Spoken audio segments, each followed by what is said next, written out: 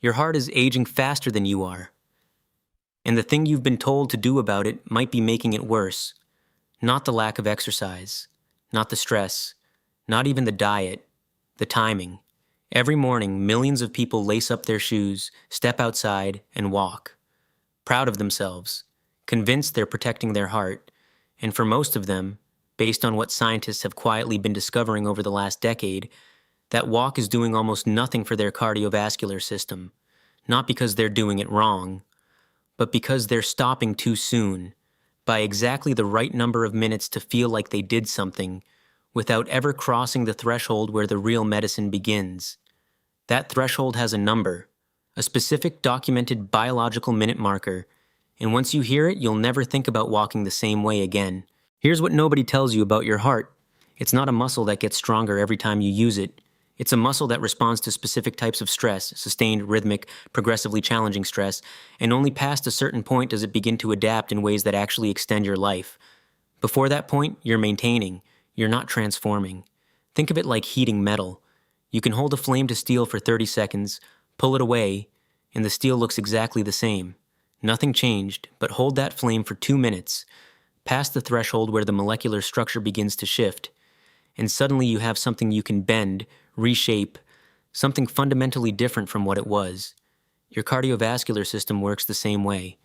There's a concept in exercise physiology called the adaptive threshold, the precise point at which your heart stops simply pumping harder and starts actually rebuilding itself, thickening the walls of the left ventricle, expanding capillary density, reducing arterial stiffness, releasing a cascade of molecules that repair endothelial damage, the kind of microscopic damage that, left unchecked, becomes the arterial plaque that kills one person every 33 seconds in the United States.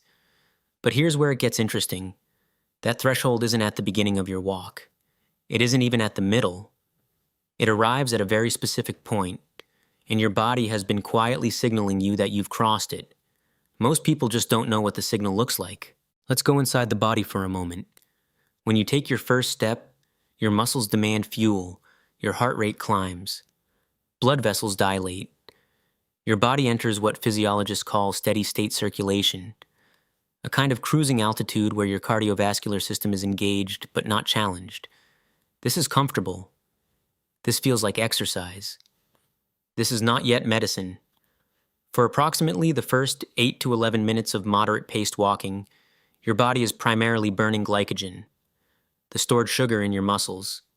Your heart is working, yes, but it's working the way it works when you're mildly stressed or slightly startled.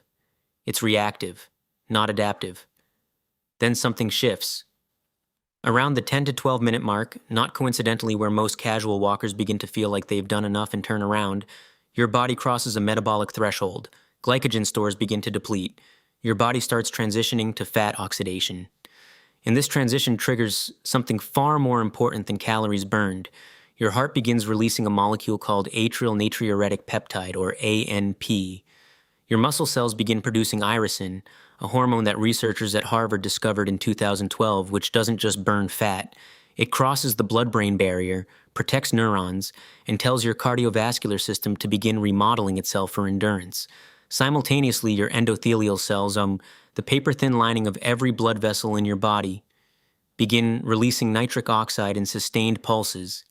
Nitric oxide relaxes arterial walls, reduces blood pressure, prevents the microclotting that silently builds toward heart attacks, and it requires sustained rhythmic movement to produce in meaningful quantities, not 10 minutes of movement, sustained, past the threshold.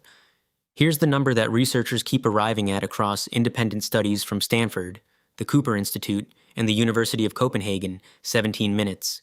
17 minutes of continuous, moderate-paced walking is where cardiovascular adaptation, not just cardiovascular activation, measurably begins, where nitric oxide output sustains, where irisin peaks, where your heart stops just beating and begins restructuring. Most people walk for 12, feel satisfied, go home. They crossed no threshold, they bent no steel. But here's what the researchers didn't expect to find.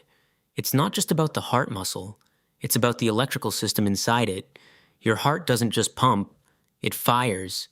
A complex network of electrical nodes, the sinoatrial node, the atrioventricular node, the bundle of His, generates and conducts electrical signals that coordinate every single heartbeat with extraordinary precision. And this system, like all electrical systems, degrades with disuse, inflammation, and oxidative stress. What scientists at the National Institutes of Health discovered in a 2019 analysis of over 90,000 adults is that consistent walking past the 17-minute threshold was associated with something nobody was looking for: improved heart rate variability, not just a stronger heart, a smarter heart, a heart whose electrical rhythm became more adaptable, more responsive, more resilient. Heart rate variability, HRV, is currently one of the strongest predictors of cardiovascular longevity we have. Elite athletes have it, meditating monks have it, and it turns out consistent walkers who cross that threshold develop measurably higher HRV within weeks, not months, weeks. But that's not the real reason this matters. HRV isn't just a heart metric, it's a nervous system metric. It reflects the balance between your sympathetic nervous system, the one that fires cortisol, spikes your blood pressure during stress, constricts your arteries, and your parasympathetic system, the one that heals, recovers, and rebuilds. Most people living modern lives are chronically sympathetically dominant, stress-locked, and their hearts show it in elevated resting heart rate, reduced HRV, and arterial stiffness that makes their cardiovascular age 10 to 15 years older than their actual age. Walking past 17 minutes doesn't just exercise your heart, it retrains your nervous system, shifts the balance, literally increases the parasympathetic tone of your cardiac tissue, makes your heart more capable of recovery from stress, from illness, from the 10,000 invisible assaults modern life delivers daily. And here's what almost nobody's talking about. You've been told that any movement counts, that something is better than nothing, that 10 minutes here, 5 minutes there adds up. This is partially true and almost entirely misleading when it comes to your heart. The accumulation model, the idea that 3 10-minute walks equal 1 30-minute walk, has been repeated so often it feels like established science.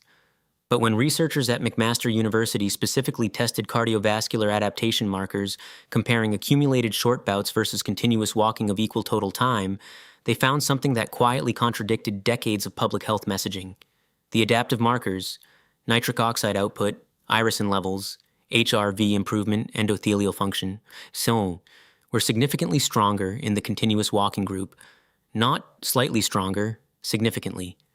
Because the adaptive cascade, the hormonal, electrical, and cellular rebuild that constitutes medicine, requires sustained duration to initiate. You can't start a chemical reaction, stop it, restart it an hour later, and expect the same outcome as letting it run uninterrupted. Biology doesn't work like addition. It works like ignition. Stop before the reaction ignites. Start again later. You've done 2 starts. You haven't done 1 sustained reaction. This is the part nobody talks about. Not because it's hidden, but because it's inconvenient. Because any movement counts is far easier to sell than you need to cross a threshold and stay past it. And yet the threshold is where your heart actually changes. Consider what this means for the 60% of adults who report walking regularly as their primary form of exercise. Most of them walk for under 15 minutes. They feel the exertion. They feel slightly virtuous. And then they sit back down, having never triggered the adaptive cascade. Having burned some calories, yes. Having avoided complete sedentary dysfunction, yes. But having done nothing measurable for arterial flexibility, cardiac electrical health, HRV, or the endothelial repair that separates people who die of heart attacks at 58 from people who die of something else entirely at 87. This isn't about fitness. This is about a hidden biological line that your body draws every single time you walk, and the fact that most people stop just before it every day for decades. Think about what that compounds to. 30 years of daily 12-minute walks, 30 years of stopping just before the threshold, 30 years of maintained function without adaptation. And then, at 65, a cardiovascular system that looks appropriate for 65 because it was never asked to be anything else. Now think about the person who walks 25 minutes, every day, past the threshold, for 30 years. Not dramatically longer, not dramatically harder, just past the point where the medicine starts. Their arterial walls are measurably more elastic, their resting heart rate is lower, their HRV is higher, their endothelial function is better, and, statistically, Across cohort studies following tens of thousands of people over decades, they are significantly less likely to have experienced a cardiac event. Not a little less likely, significantly. The difference between those two people isn't willpower. It isn't discipline. It isn't genetics. It's 17 minutes versus 12, every day, for a lifetime. That's the real consequence of not knowing where the threshold is. Here's where everything changes. The human body didn't evolve to exercise. It evolved to move, continuously, sustainably, across distances. For 2 million years, Homo sapiens walked an average of 9 to 12 miles per day, not for fitness, for survival, tracking animals, migrating with seasons, covering terrain.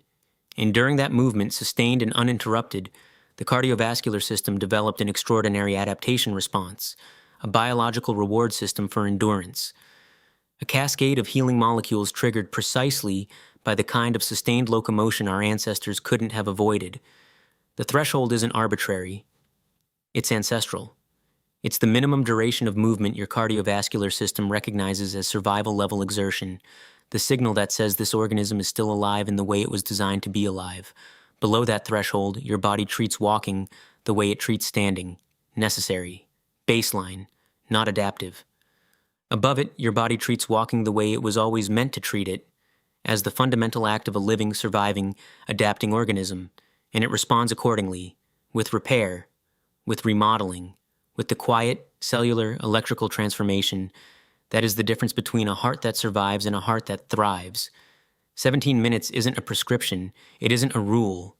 It's a threshold that has always been inside you, written into your biology before you were born, inherited from ancestors who never stopped moving long enough to need a reminder. You don't need to run, you don't need a gym, you don't need supplements or devices or coaches. You need to cross a line your body has been waiting for you to cross your entire life, and now you know exactly where it is. So the question isn't whether you'll walk tomorrow. The question is, how many times in your life have you stopped at 12 minutes, felt like you'd done something, and walked away from the exact threshold where your heart was about to start healing itself?